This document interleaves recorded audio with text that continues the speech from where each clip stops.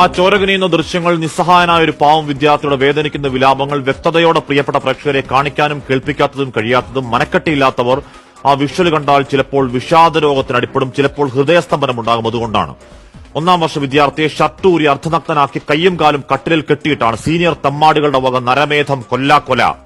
ആ ദൃശ്യങ്ങളിൽ ഒരു 1, 2, 3 എണ്ണലുണ്ട്. എഞ്ചുപടി പറഞ്ഞു കളിക്കുന്നതല്ല. കഴുത്തിന് താഴേക്ക് കാൽപാദം വരെ കോമ്പസ് കൊണ്ട് കുത്തി ചോര വാർക്കുന്ന മുറിവുകളിൽ എന്തോ തരം ദ്രാവകമൊഴിക്കലാണ്. നെഞ്ചിൽ 2 ഭാഗത്തായി മുറുക്കിയിട്ടിരിക്കുന്ന ക്ലിപ്പിൽ പിടിച്ചാട്ടി കളിക്കുന്നുണ്ട്. സ്വകാര്യ ഭാഗത്തിന് മുകളിൽ ഡംബൽസ് എന്ന ഇരുമ്പ് കട്ടികളാണ്. നാഭിയിൽ ഡിവൈഡർ ഇട്ട് കുത്തിക്കറക്കലാണ്.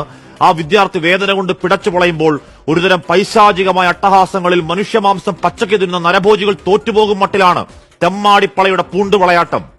ആ കോളേജിൽ നിന്ന് പഠിച്ചിറങ്ങിയ ഏഞ്ചൽ കോട്ടിട്ട് നഴ്സിംഗ് പണിയെടുക്കേണ്ട കൂട്ടമാണ്. യന്തകവിത്തുകൾ പഠിച്ചിറങ്ങിയാൽ ആശുപത്രികൾ അറവുശാലകളാക്കില്ലെന്ന് ആര് കണ്ടു? കുട്ടികളല്ലേ, അവരുടെ ഭാവി എന്താകുമെന്ന് സിമ്പതി വേണ്ട. എമ്പതി എന്ന വാക്കു കേട്ടിട്ടില്ലാത്ത ആ കുറ്റവാളി കൂട്ടം അങ്ങേയറ്റത്തെ പരപീഡാ ദൃശ്യങ്ങൾ പകർത്തിവെക്കുന്നത് വെറുതെയല്ല.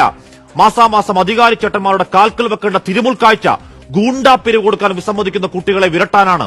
ഒറ്റപ്പെട്ടതല്ല, മാസം 3 കൊലപാതകത്തോളം പോകുന്ന ഈ സാഡിസം അരങ്ങേറിയിട്ടും ആരോരും അറിയുന്നില്ലെങ്കിൽ, വിലാപങ്ങൾ കേൾക്കുന്നില്ലെങ്കിൽ ആ പ്രിൻസിപ്പലും വാർഡനും ഒക്കെ ഞങ്ങളുടെ നികുതി പണത്തിൽ ശമ്പളം വാങ്ങി തിന്നാതെ രാജിവെച്ച് ഇറങ്ങിപ്പോവണം, ഇല്ലെങ്കിൽ ഇറക്കണം സർക്കാർ. കോട്ടയം കോളേജിലെ പ്രിൻസിപ്പൽ പറയലാണ്, ഒന്നും അറിഞ്ഞില്ല, വിദ്യാർത്ഥികളാരും പരാതി പറഞ്ഞിരുന്നില്ല.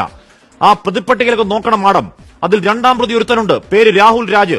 ഹോസ്റ്റൽ മുറിയിലിട്ടൊരു തോട്ടം തൊഴിലാളി പുത്രനെ കൊല്ലാക്കൊല ചെയ്യുമ്പോൾ അവനെ നഴ്സിംഗ് വിദ്യാർത്ഥി സംഘടനയുടെ സംസ്ഥാന ജനറൽ സെക്രട്ടറിയാണ്. ഇൻസ്റ്റാഗ്രാം നാമധേയം രാഹുൽ രാജ് കോമ്രേഡ്. കേൾക്കുന്ന ആരോപണങ്ങൾ ശരിയാണെങ്കിൽ ആ രാഷ്ട്രീയ സംഘടനാ തിന്നബലത്തിൽ ഒരുത്തനൊരു കൂട്ടം കയറി മേയുമ്പോൾ പരാതി പറഞ്ഞിട്ട് കൊന്നു കഴിക്കോലിൽ കെട്ടിത്തൂക്കിയാൽ ആർക്കുമില്ല, അവന്റെ വീട്ടുകാർക്കാണ് നഷ്ടം. ഈ ന്യായം പറയുന്ന പ്രിൻസിപ്പൽ പറയുവോ സമാധാനം? കഴിക്കാൻ ഭക്ഷണം പോലും കൊടുക്കാതെ ദിവസങ്ങളോളം ഇടിച്ചും തൊഴിച്ചും ഇഞ്ചപ്പരുവത്തിൽ കൊലയ്ക്ക് കൊടുത്ത വയനാട്ടെ സിദ്ധാർത്ഥന്റെ ചോരകല്ലിച്ച ഓർമ്മകൾക്ക് ഈ വരുന്നയാഴ്ച വർഷം 1 പ്രായം. ഒരു വിദ്യാർത്ഥി 9ാം ക്ലാസ്സുകാരൻ മനസ്സുമെടുത്ത് ജീവനൊടുക്കിയതിന്റെ തുടർച്ചയിൽ അശ്ലീലവാക്കും വംശീയതയും പറഞ്ഞ് വാട്സാപ്പ് ഗ്രൂപ്പിൽ ആനന്ദിക്കുന്ന സ്കൂൾ വിദ്യാർത്ഥികളെ അവരെ കണ്ടതാണ് കേരളം. ഈ ജൻസി തലച്ചോറിൽ ആർത്തുപുളയ്ക്കുന്ന മയക്കുമരുന്ന് പുഴുക്കളുടെ ആവേശത്തിൽ സ്വന്തം അച്ഛന്റെയും അമ്മയുടെയും കഴുത്തറക്കുമ്പോൾ കൈവിറയ്ക്കാത്ത ജൂനിയർ വിദ്യാർത്ഥിയുടെ പുക്കളിൽ ഡിവൈഡർ ഇട്ട് കുത്തിക്കറക്കി അട്ടഹസിക്കുന്ന ഈ സമാന്തര ലോക അരാജക വൈകൃത പേപ്പട്ടികളെ ചങ്ങലക്കിടാൻ നമുക്കൊരു നയമുണ്ടോ? ഇവിടെ ഒരു സർക്കാരുണ്ടോ?